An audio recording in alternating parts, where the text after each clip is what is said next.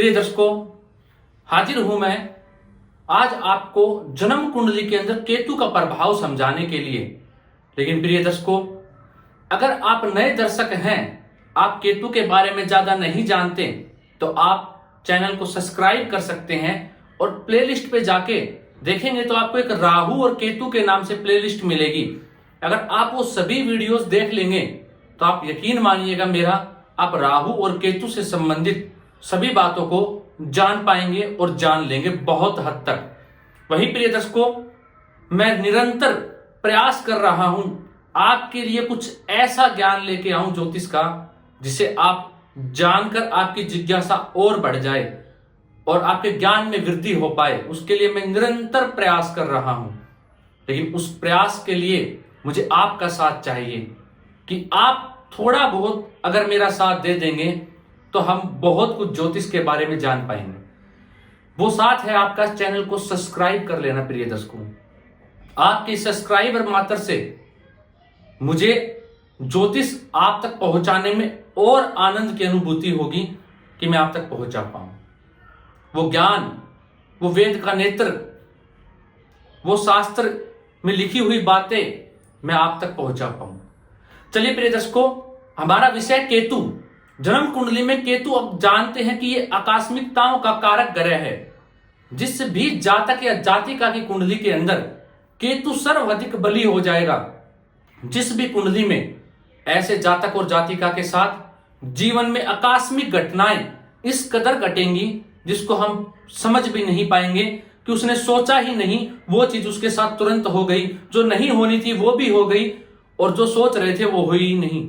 इसीलिए कहा गया केतु आकस्मिकताओं का कारक ग्रह है। केतु को प्रिडिक्ट कर पाना थोड़ा कठिन होता है, चाहे कोई भी ज्योतिष हो, क्योंकि ये स्वयं ही ऐसी चीजें हमारे सामने लाके रख देता है जो हम स्वयं खुद ही नहीं जान पाते कि हमें करना क्या है या क्या होने वाला है, कब कौन सी घटना घटा देगा केतु। ये प्रिडिक्ट कर पाना बहुत मुश्किल है। प्रिय दर्शकों, आज का जो सूत्र मैं आपको समझाने जा रहा हूं, इसे थोड़ा ध्यान से समझिएगा।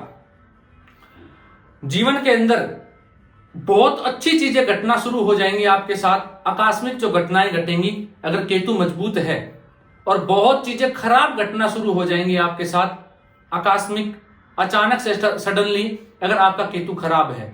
अब शास्त्र कहता है, ग्रंथ में कहा गया, ऋषियों ने कहा, अगर आपकी कुंडली के अंदर मंगल ग्रह मजबूत है तो वो कहीं ना कहीं केतु को मजबूत कर देंगे, और आपका केतु मजबूत हो जाएगा तो देवगुरु बृहस्पति अपने आप मजबूत हो जाएंगे। और दूसरा क्या कहा, अगर आपकी कुंडली के अंदर मंगल ग्रह मृत है, नीच का है, किसी पाप ग्रह से दृष्ट है इत्यादि पीड़ित है, तो केतु कमजोर हो जाएगा। केतु कमजोर हो जाएगा। जब केतु कमजोर हो जाएगा तो गुरु को भी केतु कमजोर कर देंगे। कहीं ना कहीं ग्रह आपस में एक दूसरे से जुड़े हुए हैं। और पूर्व के कार्यक्रम में मैंने आपको यह भी बताया था कि अगर केतु जिस राशि में बैठा हो, जिस राशि में बैठा हो, उसका स्वामी यदि नीच हो जाए, पीड़ित हो जाए किसी भी प्रकार से, तो भी केतु अपना खराब फल ही देंगे, अच्छा फल नहीं दे पाएंगे। प्रिय दर्शकों, ये बात भी आपने जानी हुई है। तो वही अगर कुंडली के अंदर मंगल मजबूत है तो वो केतु को मजबूत कर देगा, और केतु मजबूत हो गया तो देवगुरु बृहस्पति अपने आप ही आपकी कुंडली में मजबूत हो जाएंगे। तो ऐसे समय में जो जातक के साथ घटना घटेगी, आकस्मिक घटनाएं उसके सामने आया करेंगी, वो उसके लिए अच्छी रहने वाली है, पॉजिटिव रहेगी, उसके लिए कहीं ना कहीं सही जाएगी। लेकिन वहीं अगर मंगल पीड़ित हुआ और केतु कमजोर हो गया तो जो चीजें घटने वाली है उसके जीवन में, वो उसके लिए खराब होने वाली है। वो घटना जो भी घटेगी वो खराब होगी। जो भी आकस्मिक चीजें उसके जीवन में आने वाली है, वो कहीं ना कहीं उसके लिए अच्छी नहीं जाने वाली। प्रिय दर्शकों, मैं आपको यहाँ पे एक बात और बता देता हूं जो पूर्व में भी हमने बताई हुई थी, लेकिन यूट्यूब है, हर दिन नए दर्शक आते रहते हैं। बुध ग्रह अगर जन्म कुंडली में मजबूत होता है तो कहीं ना कहीं राहु और केतु को बल दे देता है। राहु और केतु मजबूत हो जाते हैं। लेकिन प्रिय दर्शकों, बुध के मजबूत हो जाने से राहु केतु मजबूत अवश्य होंगे, लेकिन कहीं ना कहीं वो पीड़ित ही रहेंगे अगर मंगल कमजोर है।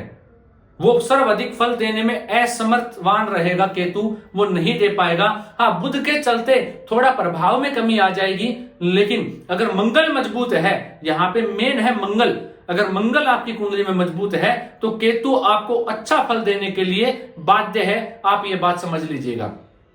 और साथ में अगर केतु किसी ऐसे ग्रह की राशि में बैठा है, देवगुरु बृहस्पति आदि की राशि में, और देवगुरु बृहस्पति पीड़ित नहीं है, किसी प्रकार से नीच के नहीं है, पाप इत्यादि ग्रहों से दृष्ट नहीं है, तो ये केतु सर्वाधिक कारक बन जाएगा आपकी कुंडली के अंदर और आपको श्रेष्ठ फल देने के लिए बाध्य हो जाएगा। प्रिय दर्शकों, मैं यहां पे आपको एक बात और बता देना चाहता हूं।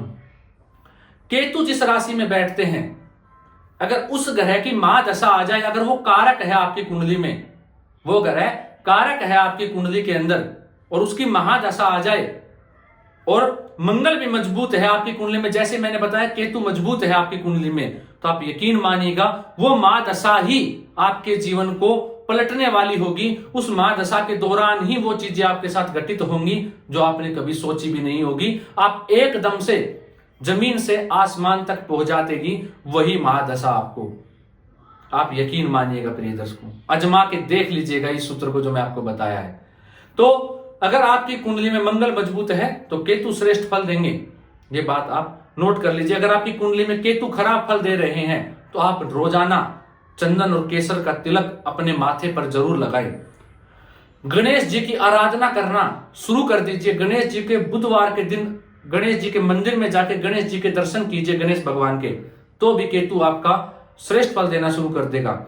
सफेद और काले रंग का जो कुत्ता होता है उनको रोटियां डालना शुरू कीजिए, उससे भी केतु मजबूत हो जाएगा, आपका अच्छा फल देना शुरू कर देगा। वहीं सफेद तिल के अंदर मीठा मिला के चींटियों को डालिए तो भी आपका केतु श्रेष्ठ फल देने के लिए आपको बाध्य हो जाएगा। जो खराब फल दे रहा था वहां आपको ठीक फल मिलना शुरू हो जाएगा। प्रिय दर्शकों, आशा करता हूं आज का जो ये विषय था आपने कहीं ना कहीं नोट कर लिया होगा और आपके ज्ञान में वृद्धि अवश्य हुई होगी। प्रिय दर्शकों, मिलता हूं कोई नया और अद्भुत विषय लेकर आप लोगों के लिए। आज के लिए मुझे इजाजत दीजिए। नमस्कार।